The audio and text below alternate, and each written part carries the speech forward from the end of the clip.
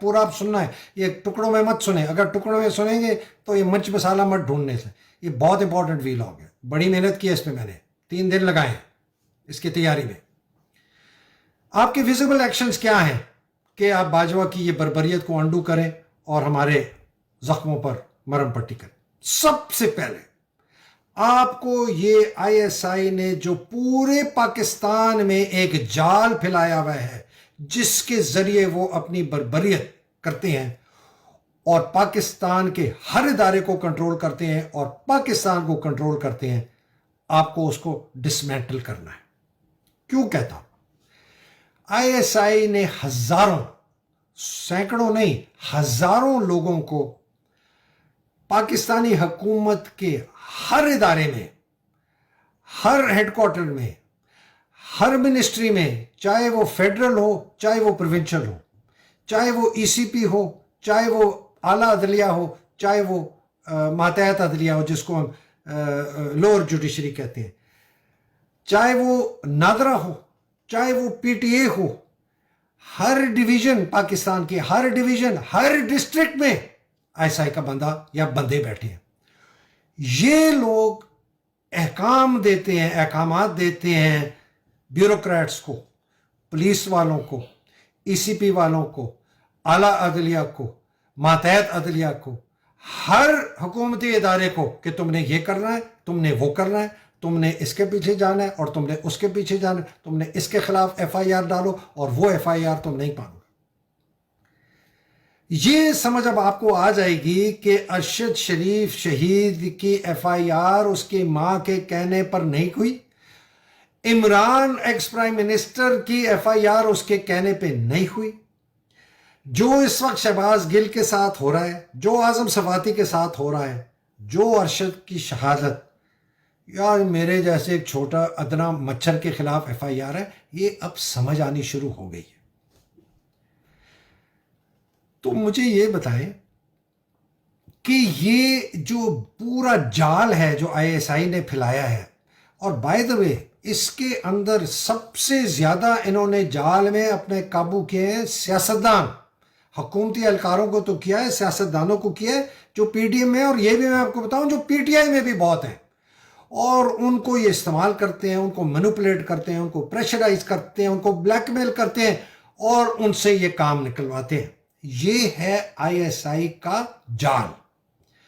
اور یہ ہم ادھر یہ کراچی لاہور فلانا تو ہمیں پتہ چلتا ہے، بلوچستان میں تو آپ کو پتہ ہی نہیں ہے کہ یہ آئی ایس آئی کا سیکٹر کمانڈر یہ کتنا طاقتور ہے.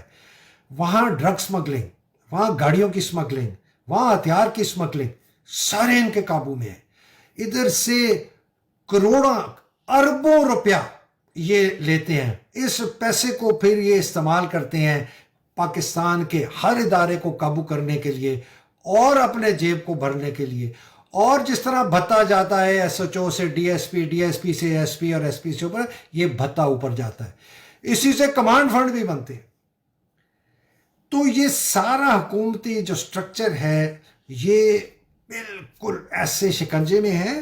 اور اس کے اندر جو یہ ہمارے باقی اور ایف سی ہو گئی اور رینجر ہو گیا اور سکاؤٹس ہو گئی اور ایف ڈبلیو ہو گئی اور این ایل سی ہو گیا، یہاں سے بھی بڑا پیسہ بنتا ہے اور بھتا ہوتا ہے. یہ ایک پورا پیرلل نظام ہے.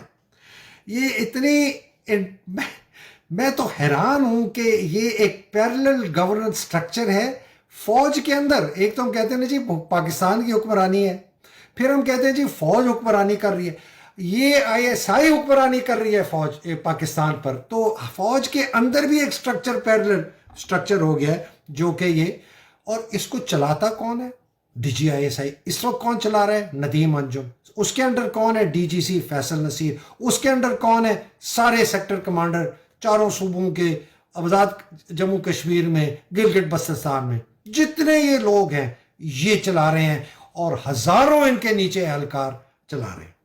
یہ آپ ذرا سمجھے میں آپ کے سامنے پیش کیا کر رہا ہوں پکچر. آئی ایس آئی کا اپنا میڈیا ونگ ہے، یہ میں آپ کو بتاتا ہوں. میں ذاتی طور پر اس کا مجھے علم ہے. میں 2018 19 20 میں جب پاکستان میں تھا تو مجھے اپروچ کیا گیا، ایک فوجی صاحب تھے، کرنیل تھے، ایک اور تھے سویلین آئی ایس آئی کے، ملنے کے لیے میں ملا.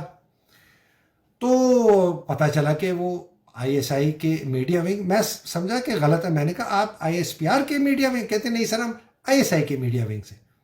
میں نے کہا آئی ایس آئی کا میڈیا ونگ کیا؟ کہتے جی ہمارا سپریٹ میڈیا ونگ ہے. تو میں نے کہا اچھا تو آپ آئی ایس پی آر اور آپ لوگ مل کے کام کرتے ہیں؟ تو دونوں مسکرائے اور کہا نہیں سر ہمارا ان سے کوئی تعلق ہے, ہماری کوئی کمیونیکیشن ان سے نہیں ہوتی. آپ یہ سوچیں. تو یہ آئی ایس آئی کا جو میڈیا ونگ ہے, بائی دا وے اس کا انچارج اس وقت تھا 2 اسٹار ایک ایئر فورس کا ایئر وائس مارشل تھا. آپ سوچیں کہ میجر جنرل رینک کا اگر آئی ایس آئی کے میڈیا ونگ کا ہیڈ ہے تو اس کی آپ سوچیں یہ کتنا بڑا میڈیا ونگ ہوگا. اور ان کے اپنے میڈیا میں ٹٹو ہیں, ان کے اپنے لفافی ہیں, ان کے اپنے لوگ ہیں جن کو یہ ڈراتے دھمکاتے ہیں, ان کو قابو کرتے ہیں. یہ سارا ایک پیرلل میں چل رہا ہے. یہ اتنا بڑا ادارہ. تو اب آپ دیکھ لیں کہ کبھی کبھی تو یہ بھی ہوتا ہوگا کہ آئی ایس پی آر کچھ نیریٹو دے رہا ہوگا اور انہوں نے اپنے جو ان کے لفافی تھے وہ شاید مجھے لفافی بنانا چاہتے. لیکن میں نے جس طرح آپ لوگوں سے بات کروں اسی طرح بات کی, خوب الٹی خوب لگائیں. اور آپ کو پتہ ہے جب فوجی مل کے بیٹھتے ہیں تو وہ مہذب زبان استعمال نہیں کرتے. میں نے نہیں کی تو انہوں نے کہا یار یہ بندہ تو ہمارے قابو نہیں آئے گا. تو ویل کہ تھینک یو سر السلام علیکم کر کے اور وہ چلے گئے. ابھی بھی کبھی کبھی میرے سے رابطہ کرتے. تو تبدیلی کہاں لانی ہے؟ اب آپ کو سمجھ آ گئی. جو سب سے بڑی تبدیلی اب دیکھا آئی ایس آئی کے اندر. جنرل ندیم انجم, یہ میں پہلے بھی کہہ چکا ہوں, میں ریپیٹ کرتا ہوں, یہ آپ یاد رکھیں. جنرل ندیم انجم اسی قسم کا آدمی ہے جس طرح ہٹلر کی گیسٹاپو اور ایس ایس کا ہیڈ ہملر تھا. اور آئی ایس آئی اسی قسم کا ادارہ ہے جس طرح گیسٹاپو اور ایس ایس بن گئی ہے, جس نے پورے جرمنی میں اتنی دہشت گردی پھیلائی کہ ان کے بغیر کوئی چوں نہیں کرتا تھا. فوجی جرنیلوں کو قتل کروا دیتے تھے. وہ اتنی ان کی طاقت تھی اگر کوئی بھی ذرا ہٹلر کے خلاف ہوتا. جنرل ندیم کا میں ایک اور بتاؤں. جنرل ندیم نے دسمبر 2018 میں ایک اپنے بڑے قریبی دوست کو بتایا تھا کہ میں 2021 میں کہ میں عمران خان کو کبھی معاف نہیں کروں گا. اس نے میری اپوائنٹمنٹ کو اتنا ڈیلے کیا, میری اتنی بےزتی ہوئی, میری اتنی بدنامی ہوئی. آئی ول نیور فرگیو ہم, میں ان کو کبھی معاف نہیں کروں گا. اینڈ آئی ول ٹیچ ہم اے لیسن, میں اس کو ایسا سبق سکھاؤں گا کہ وہ یاد رکھے گا. یہ جنرل ندیم انجم نے دسمبر 2021 میں کہا تھا, اور یہ میں آپ کو 100% گارنٹی سے کہہ رہا ہوں. کسی بھی افسر جس سے میں نے بات کی ہے وہ فیصل نصیر کے متعلق اچھے الفاظ ہیں. اس نے کئیوں نے تو بہت ہی فوجی طریقے سے بات کی, اور سینئر ہیں یہ لوگ, بڑے ان کی ریپوٹیشن ہے. اور کئیوں نے کہا کہ جی یہ تو بندہ جنرل مٹیریل ہے ہی نہیں, یہ تو بہت ظالم آدمی ہے. اور یہ جو سیکٹر کمانڈرز کے ہم نام لیتے ہیں, فہیم رضا, راشد نصیر اور اپنا ایاز, اور یہ بلوچستان میں کوئی خالد نامی ہوتا تھا, ابھی پتہ نہیں کون ہے, ان کے متعلق تو دنیا کو پتہ ہے انہوں نے کیا کیا. تو سب کہہ چکے ہیں. عمران کہہ چکا ہے, آصف سواتی کہہ چکا ہے, میرے اپنے فوجی دوستوں نے کہا ہے, سویلین اہلکاروں نے مجھے بتایا ہے کہ بہت ظالم ہے, اور یہ سارے ڈورے اپنے ہاتھ سے چلاتے ہیں. اچھا جی, پہلے تو میں تھوڑا سانس ٹھنڈا لے کے کہتا ہوں کہ جنرل عاصم منیر کو ٹیک اوور کیے ہوئے میرا خیال ہے 2 ہفتے بھی نہیں ہوئے. تو ان سے اگر ہم چاہتے ہیں کہ وہ دنیا کو تبدیل کر لیں, یہ بھی ناانصافی ہے. ہم نے ان کو ٹائم ضرور دینا ہے کہ وہ اپنی پوزیشن کو کنسالیڈیٹ کریں. ان کا جو سی جی ایس ایس سعید پچھلے 3-4 دن تک تو نہیں تھا, بیکاز جب یہ تصویر ان کی آئی تھی قائد اعظم کے مزاح پہ ان کے ساتھ کھڑا تھا. یہ بھی نہیں پتا کہ بابر افتخار نے ٹیک اوور کیا, اس نے کیا ہے, تو اس کو آنا ہے, سی جی ایس کی پوسٹ سنبھالنی ہے. بہت کی پوسٹ ہے, میں نے کہا ہے آرمی چیف کے بعد 2nd موسٹ امپورٹنٹ پوسٹ, تو یہ بھی ہم نے دینا ہے. وہاں سے بھی وہ مضبوط ہوں, مانتے ہیں جی. لیکن آئی ایس آئی کی چینجز کے متعلق میں ایک بات کرنا چاہتا ہوں. General Asim Munir D G M I رہے ہیں, انٹیلیجنس بہت اچھی طرح سمجھتے ہیں. D G I S I رہے ہیں, بہت اچھی طرح سمجھتے ہیں. کوئی ایسی کوئی زبردست تبدیلیاں نہیں آئی ہیں پچھلے 1.5-2 سال میں, جب سے یہ نہیں تھے, یا 3 سال سے, یا جب سے بھی یہ نہیں تھے. ان کو میرا خیال ہے 2019 میں شاید ہٹایا گیا تھا. کہ جی ان کو سمجھ نہیں ہے کہ آئی ایس آئی میں کیا ہو رہا ہے، آئی ایس آئی میں کیا ہوتا ہے، اور پولیٹیکل ونگ کیا کرتا ہے، میڈیا ونگ کیا کرتا ہے، ان کو نہیں پتا. یہ کوئی کل کے بچے نہیں ہیں، ان کو سب پتا ہے. ہاں ان کو اگر انہوں نے تحقیقات کرنی ہے، کچھ اور کرنا ہے کنفرم کرنے کے لیے کہ واقعی یہ چیزیں ہیں، تو وہ اس کے لیے ہم ٹائم دینے کے لیے تیار ہیں. لیکن ان کو یہ کوئی ایسی بات نہیں کہ ان کو یہ پتہ نہیں ہے. یہ باجوہ کے انڈر کیو ایم جی بھی تھے، پرنسپل سٹاف آفیسر تھے، میٹنگز میں ہوتے تھے، ہر چیز ان کے سامنے ہوتی تھی. پنڈی میں بیٹھے تھے، جی ایچ کے میں بیٹھے تھے، سب پتہ ہو رہا تھا پاکستان میں کیا ہو رہا ہے. ہم جیسے لوگوں کو پتہ ہے تو ان کو نہیں پتہ ہوگا. تو یہ اگر یہ ان کے کچھ لوگوں نے کہا ہے کہ آپ مہدی ذرا ہلکا ہاتھ کریں، دیکھیں ان کو پتہ کرنا ہے، یہ جلدی جلدی تو نہیں کر سکتا فلانا. میں کہا ٹھیک ہے، لیکن یہ کوئی گونگے بہرے اندھے نہیں تھے کہ ان کو نہ پتہ ہو کہ باجوہ کیا کر رہا ہے. کیا سوال نمبر 1 پاکستان سے، کیا یہ ندیم انجم، فیصل نصیر، یہ 4 5 6 بہت ہی بدماش قسم کے درندے جو سیکٹر کمانڈر ہیں وہ، اور ان کے نیچے جو کرنیل میجر جو ہیں، کیا یہ ان کو ریموو کریں گے؟ جنہوں نے ساری یہ بربریت پھیلائی، نعمان کا ڈائریکٹلی تھریٹن کیا ارشد کو، اور ان کے خلاف ایک transparent, open, serious, genuine inquiry کرائیں گے.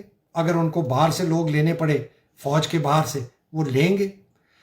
کیا ان کو اگر یہ گلٹی ثابت ہوئے تو کیا ان کی جو کرائمز اگینسٹ ہیومینٹی ہیں، انہوں نے جو اغوا کرائے لوگوں کو بغیر کسی قانون کے، انہوں نے ان کو ٹارچر کروایا، انہوں نے لوگوں کو قتل کروایا، پتہ نہیں اور کتنے لوگ قتل ہوں گے، ہمیں تو پتہ نہیں ہے، پتہ نہیں سینکڑوں ہزاروں میں لوگ انہوں نے اٹھوائے ہوں گے، ان کے ساتھ کیا ہوگا ہمیں نہیں پتہ. انہوں نے تمام پاکستان کا سویلین گورننس سٹرکچر، جس طرح میں نے آپ کو بتایا، اس کو انہوں نے قابو کیا ہوا ہے، ایک سانپ، ایک اژدہا کی طرح. اور عمران خان کے خلاف ایک اٹیمپٹڈ ہے. اگر یہ گلٹی ہوتے ہیں تو آپ ان کو ایسی وہ سزا دیں گے کہ وہ ایگزامپل بنے کہ تا قیامت ایسے لوگ اس قسم کی حرکت نہ کریں. کیا آپ آئی ایس آئی کا پولیٹیکل ونگ ڈسمینٹل کریں گے؟ کیا یہ ہزاروں آئی ایس آئی آپریٹرز جو ملک میں پھیلے ہوئے ہیں اور جنہوں نے ملک کو یہاں سے پکڑا ہوا ہے اور سانس نہیں لینے دیتے، آپ ان کو ہٹائیں گے؟ آئی ایس آئی میں 25-30 ہزار لوگ ہو گئے ہیں اس وقت، ایک یہ پیرلل فوج بن چکی ہے. اور کیا آپ اس کو ریورٹ کریں گے کہ یہ ایک بالکل وہ رول ادا کرے جو اس کا رول ہے کہ پاکستان کو بیرونی اور اندرونی دشمنوں سے بچائے؟ اور کیا یہ آئی ایس آئی کا میڈیا سیل بند کریں گے یا نہیں بند کریں گے؟ اور ان کا جو ٹاؤٹس انہوں نے پالے ہوئے ان کو ختم ہوگا کہ نہیں؟ یا آپ باجوہ کو بچاتے کہیں گے، ان کی صفائیاں پیش کریں گے؟ اس نے جو اس ملک کے ساتھ بروٹل ریپ کیا ہے، ریپ سے کم لفظ نہیں ہے جو کیا ہے، اور جس طرح آپ نے اس کی صفائیاں پیش کی ہیں ارشد شریف شہید کی والدہ کے پاس جا کے، کیا آپ یہ کریں گے؟ کیا ان لوگوں جنہوں نے باجوہ کے ساتھ اس ملک کو ریپ کیا ہے، کیا آپ ان کو ڈیفینڈ کریں گے؟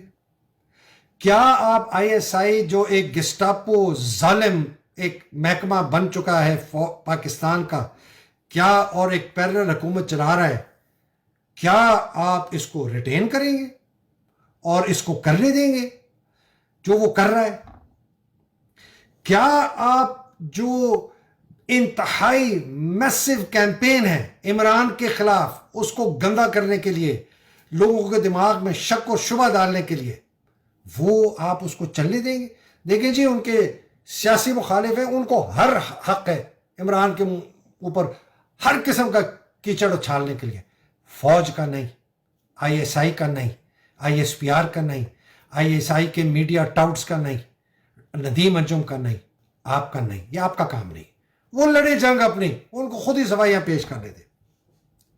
تو کنکلوژن لمبا ہو گیا، بہت امپورٹنٹ، میرا سب سے امپورٹنٹ ویلاگ ہے بائی دا وے میری زندگی کا. عاصم منیر صاحب، بال از ان یور کورٹ. آپ کے فیصلے اور آپ کے ایکشن ڈیفائن کریں گے کہ آپ نے ان شہیدوں کی اور ان کی قربانیوں کی اور ان کے خاندان نے جو قربانیاں دی ہیں ان کی آپ لاج رکھیں گے، جنہوں نے اس ملک کے دفاع کے لیے اپنا تن من سب کچھ لٹا دیا، جس کے لیے یہ ویلاگ ڈیڈیکیٹ کیا ہے میں نے، جو کہتے ہیں کہ ہم حکم بس دو، ہم پوچھیں گے نہیں کیوں، ہم لڑ جائیں گے، مر جائیں گے، شہید ہو جائیں گے، لیکن اس ملک کا دفاع کریں گے۔ ان کی آپ نے لاج رکھنی ہے یا ان ڈاکوؤں، لٹیروں کی، ان ظالموں کی جنہوں نے فوج کو برباد کیا، اس کی ریپوٹیشن تباہ کی اور ملک کو تباہ کر دیا، آپ ان کا کریں گے؟ یہ فیصلہ عاصم منیر صاحب آپ نے کرنا ہے۔ ہم دیکھ رہے ہیں آپ کو، پوری قوم آپ کو دیکھ رہی ہے، میں نے بڑا آبجیکٹو ویلاگ کیا، یہ پوری قوم دیکھ رہی ہے۔ آپ یہ آئی ایس آئی کا ڈسمینٹل کریں گے، نیٹ ورک، لوگوں کو کیفر کردار پہنچائیں گے، اور سب سے امپورٹنٹ عاصم منیر صاحب، آپ نے ہر کوشش کرنی ہے کہ ایک فیئر اور فری الیکشن ہو، کہ آزادی رائے جو لوگوں کی ہے وہ سامنے آئے، کہ ان کی مرضی کی حکومت آئے۔ ہسٹری آپ کو، اگر آپ نے یہ کیا تو ہسٹری آپ کو ہیل کرے گی ایز اے ہیرو۔ اگر آپ نے نہیں کیا، میں آپ کو آج لکھ کے دے رہا ہوں، میں نے باجوہ کے متعلق بھی یہ کہا تھا اور صحیح نکلا، آپ باجوہ سے بدتر اس ملک کے غدار کہلوائیں گے۔ یہ میں آپ کو ابھی نہیں کہہ رہا، یہ میں آپ کہہ رہا ہوں اگر آپ نے صحیح راستے پہ نہیں چلے۔ آپ کے فیصلے اور آپ کی حرکتیں بتائیں گی کہ آپ پاکستان کے خیر خواہ ہیں یا اپنی ذات اور باجوہ کے۔